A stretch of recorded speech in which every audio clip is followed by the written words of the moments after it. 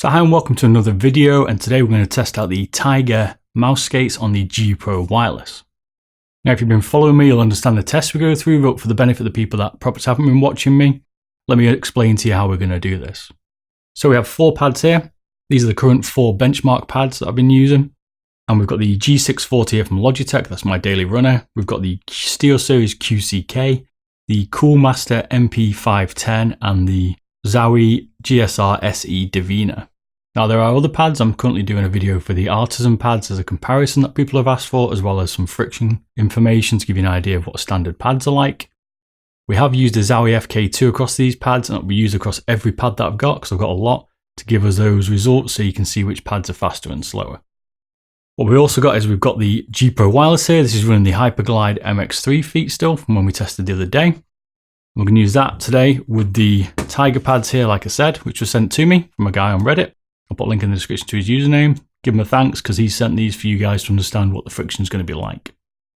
We've then got some smaller scales that will now show us the weight below a gram, because all these pads seem to be below a gram, and people like to understand the extra weight they're going to put on the mice, so we're going to show you that today. We've got a caliper here to measure the thickness of the pads, and that gives us an idea if we're going to get problems any lift-off distance. Average pads are around 7mm, the G Pro wireless standard ones were. And then we've got a force gauge here that measures the friction or the force required to push the mouse across the pad in grams. Will give us an idea whether these feet are slow or faster than some of the other pads like core pads, hotlines, standard feet that we've tested already on the G Pro wireless. So at the end of each pad, I'm now showing you a graph to give you an idea of where we're up to. And at the end, there'll be a final graph or final bar chart showing you all of the pads so you can see how fast these skates are on those pads. And you can also compare that to other charts that I've done as well on my Beardedbob website. So hopefully this is going to be very informative. Let's get on with the friction test.